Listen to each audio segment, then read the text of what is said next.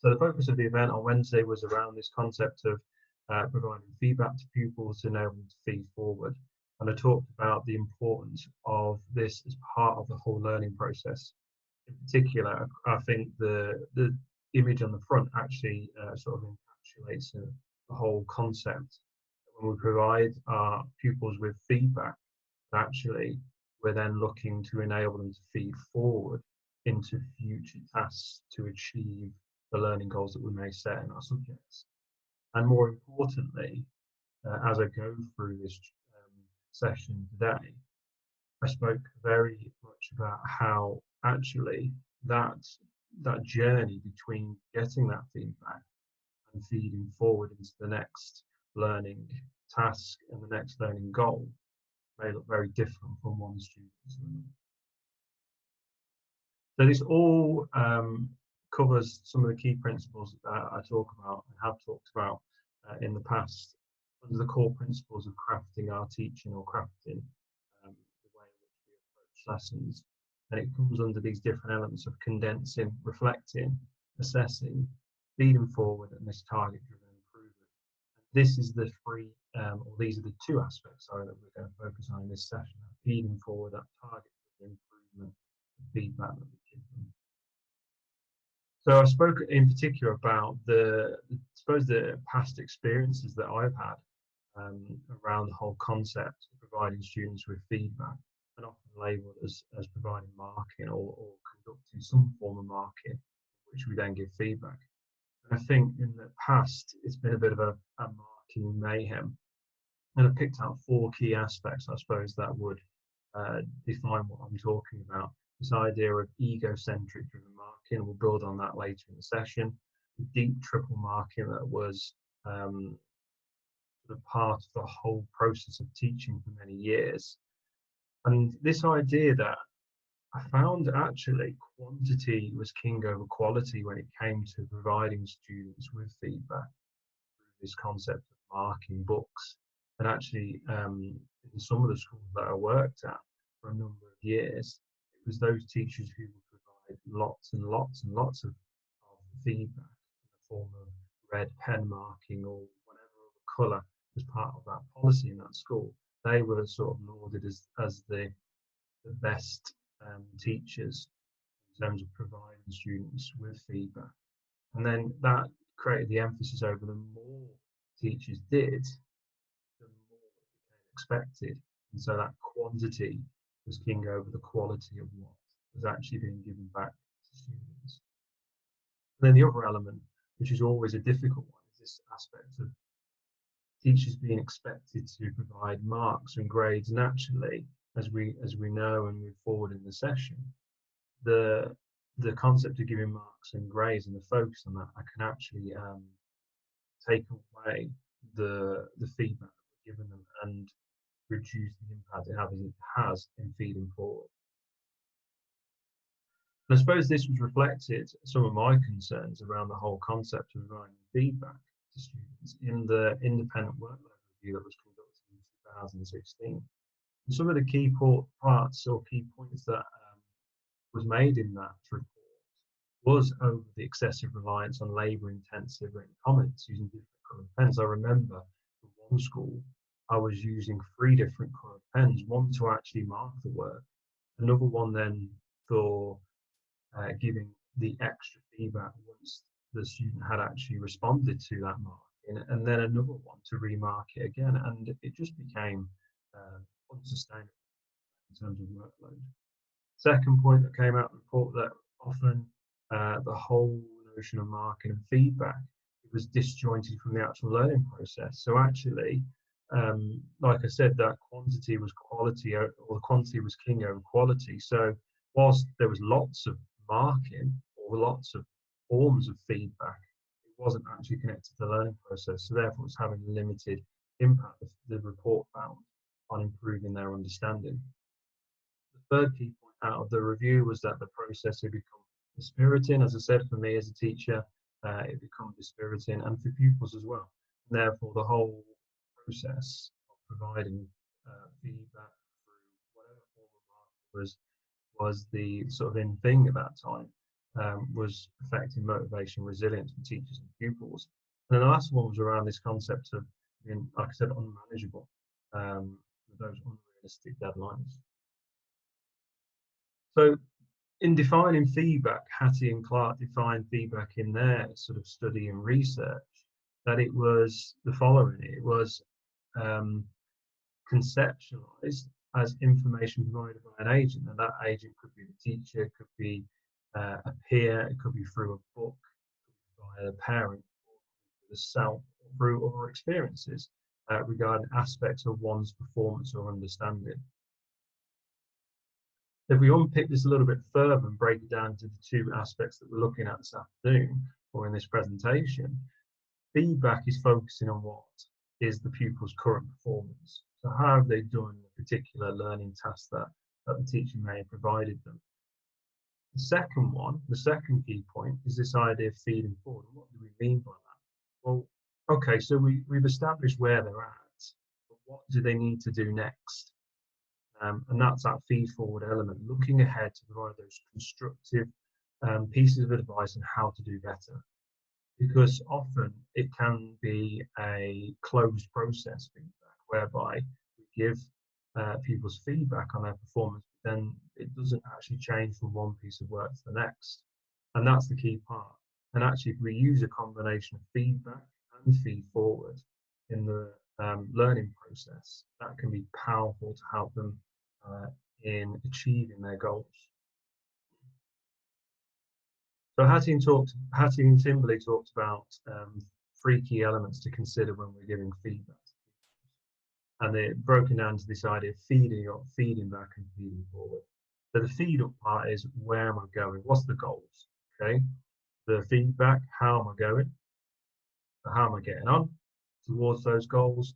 And where to next? What do I need to do next to get to those goals?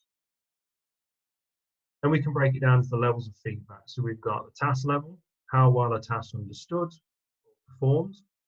We've got the process level, what's the main process needed to understand or perform the task. The self-regulation element, so self-monitoring, directing and regulating the actions involved in completing that task and moving forward. And then the self level of personal evaluations. And Hattie and Timberley identified that actually these 4 elements have different impacts. And actually the task level has a lower impact than the process itself and the self-regulation element. And the self-level part has a limited impact in terms of feedback. So this sort of brings me to the point of what would I consider to be the sort of key principles to giving feedback to pupils. And I've broken it down to 5 key elements. The first one is that it's timely feedback. So this is the difference between the delivery and space for pupils to respond. And we can talk about that a little bit more and pick that up a little bit more shortly. But that time will be very much dependent upon what task has the teacher set. Sometimes it may be more appropriate to give that instant feedback, or it may be appropriate to delay that feedback slightly, or providing them with guidance on how they performed and where to go next. Second part is about creating a receptive culture in the classroom. We want pupils to embrace the feedback provided by as the teacher, and creating that receptive culture can actually help them to take on board the feedback they're receiving. Third element, that granular nature. So we want the feedback to be razor sharp. We want it to be concrete target that they can that can be action moving forward. Often I remember giving pupils 3 to 4 different types of feedback in a piece of work, and that just isn't manageable, and it was too big, some of the things I was asking them to do. And actually it builds on that receptive nature. They're not going to embrace in wanting to respond to your feedback, to feed forward in the next stage if it's too overwhelming for them. And actually that they'll just switch on. The self-regulation element, so it creates the sort of conditions for clarity of instruction. So we want them to understand the whole learning process and where that feedback fits within the concepts and processes that they've studied in your subject, and then the next stage into feeding forward to the next learning goal.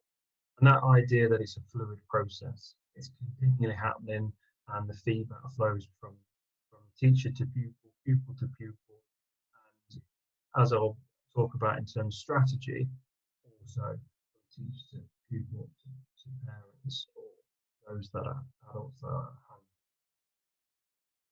The power of feedback. Butler said that when feedback provides task-specific comments, there were fewer negative consequences and enhanced pupil performance.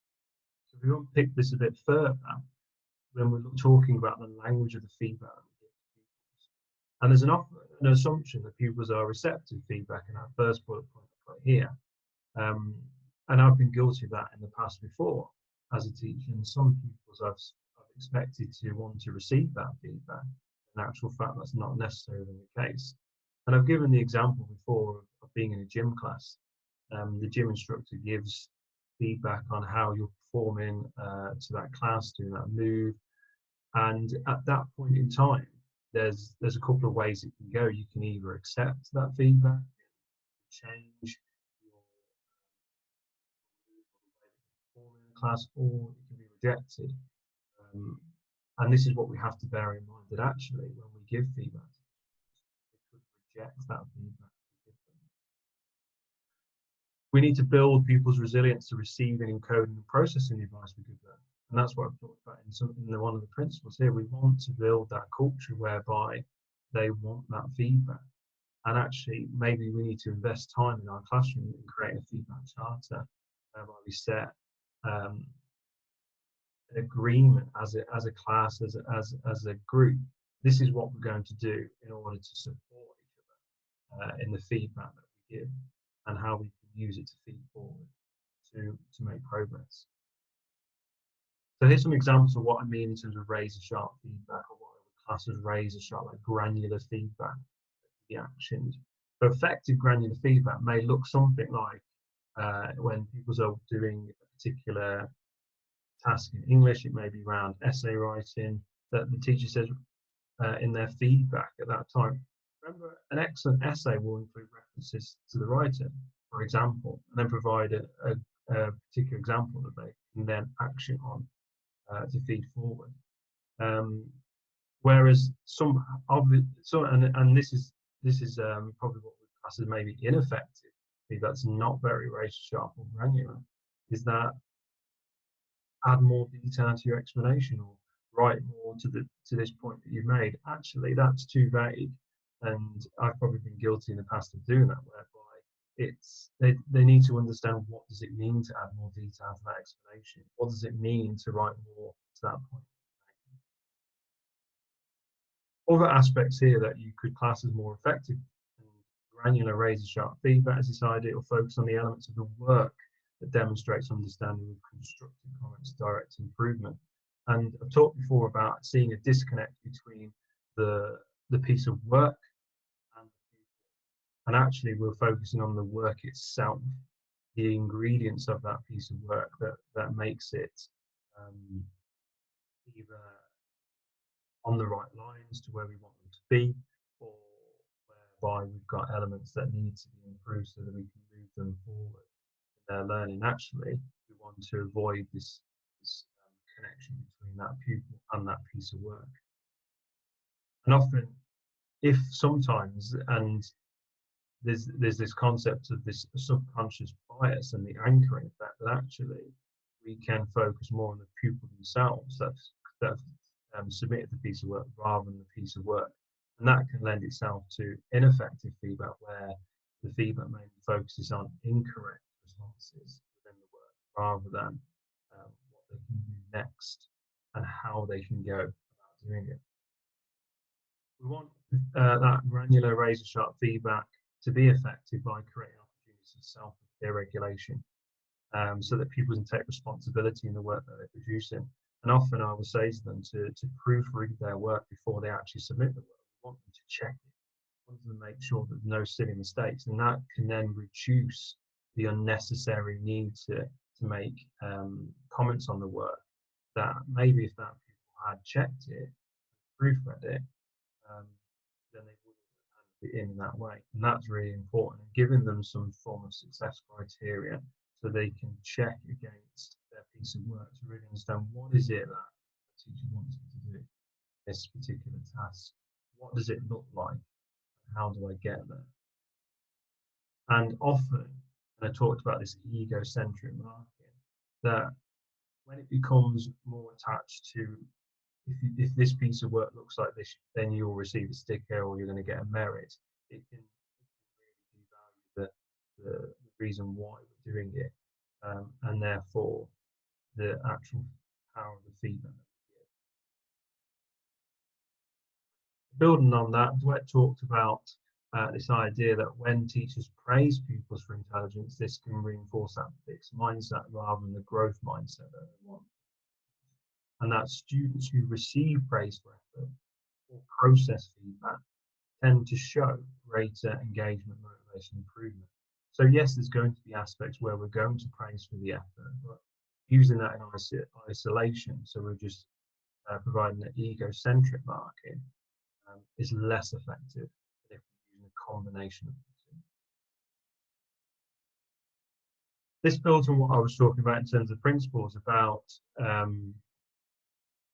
the idea of it being timing, receptive, marking, granular, and focus on the actions of what do they need to do to move forward and not a mark or grade. And Dylan Williams talks famously about how as soon as students get a grade, the learning stops.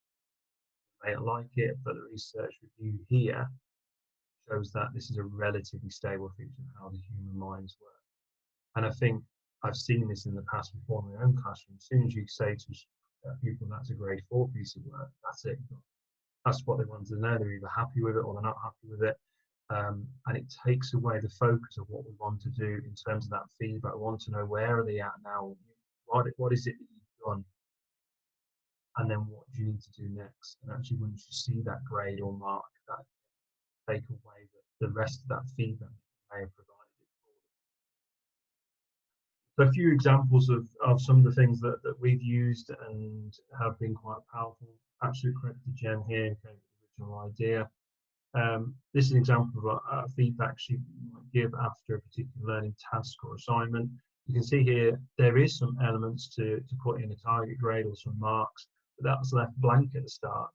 And actually the feedback is the RAG rated elements of what was the concepts and processes that we were looking at through that task.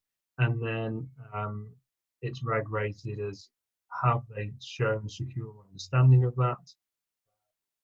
If they haven't, then what are they going to do next? And there's a whole discussion around those misconceptions within the lesson. It gives them an opportunity that we talked earlier about that self-regulation. What will you do next to move yourself from the red and amber part of those conceptual processes that we've looked at?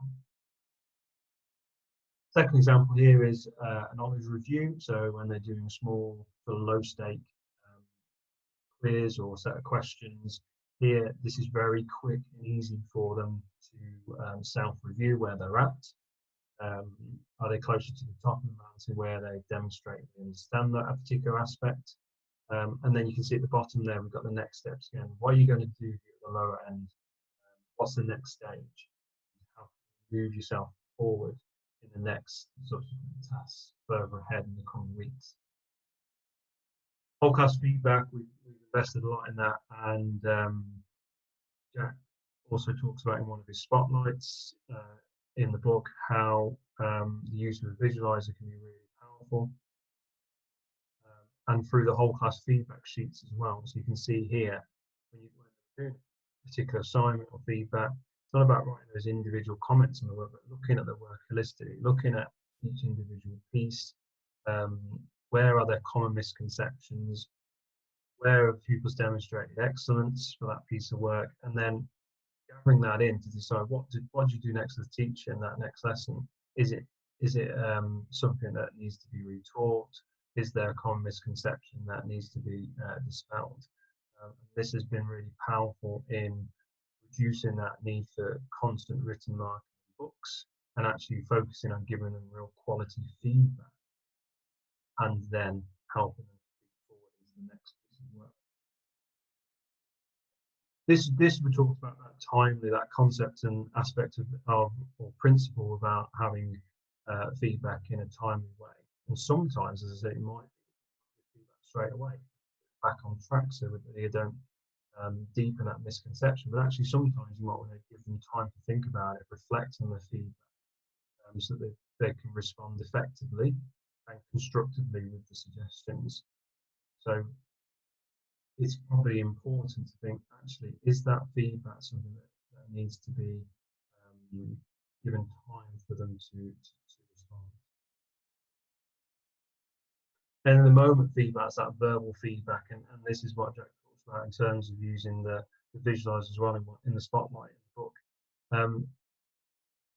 This can be really powerful and a good way to monitor progress within lessons, looking at using that verbal feedback to redirect pupils when they're working, to reduce their misconceptions and mistakes settling in. Consider those thought-provoking questions that focus on the performance of the work, as we said, and not specifically that of the pupil. So it could be an example here, like you walk around, you spot that the pupil's doing something, and I say, right, Tom, can you give me an example, a specific example from that source that you're using in maybe a history lesson, the point you just made? So actually focusing, what is it about that work that could be improved? Not specifically about, Tom, I can see that you haven't done that. You haven't included a source. Why not? You're focusing on, do you know what, that's a good point you made there, but can you give me a specific example from the source itself? So a few examples from Jack's school, how he's really implemented that idea of verbal feedback using the visualizer. You can see here example of how they've unpicked a particular example before they've applied it in their own example. You can see some evidence of self-assessment at the bottom, and using that visualizer to show what does excellence look like, and then how can that be unpicked, getting people to really think about that, really get into the nitty-gritty of what they need to do in order to produce an answer that demonstrates excellence. See a couple more examples here, and sometimes that you can use that idea of gritty editing, whereby they have a box and they may have done a particular aspect or question that you set them, then they do some feeding forward work in a yellow box. In that yellow box, they think about, okay, so what did they do well, correct and direct for the next stage, and then make some improvements. But those improvements are not just about improving that piece of work, actually improving the process that was intended. So you may give them another task that's in a slightly different scenario. They're not just merely repeating what they've done in that first task. I talked about this idea about it being a fluid process, and I think one of the key aspects of giving feedback is it's triangulated between teachers and parents, so that there is a collaborative approach to that feedback. One strategy to do this is have a home review, whereby on a half-term or termly basis, pupils get the opportunity to take their work home, have that dedicated discussion with parents or whoever's at home about what they've been doing, what are their strengths through the feedback that's been given, and what are their targets moving forward into the next step to improve on that learning journey. And this has really helped to not only involve parents in that feedback process, but also to really create a more focused dialogue and exchange of parents about what is it that their child is doing really well at, and what could they do to improve. So those are the key elements from the presentation in terms of some examples of the feedback. And building on from that, there's more strategies and ideas that you could use on those core elements of craft in the book. It's now available from Amazon and John Katz.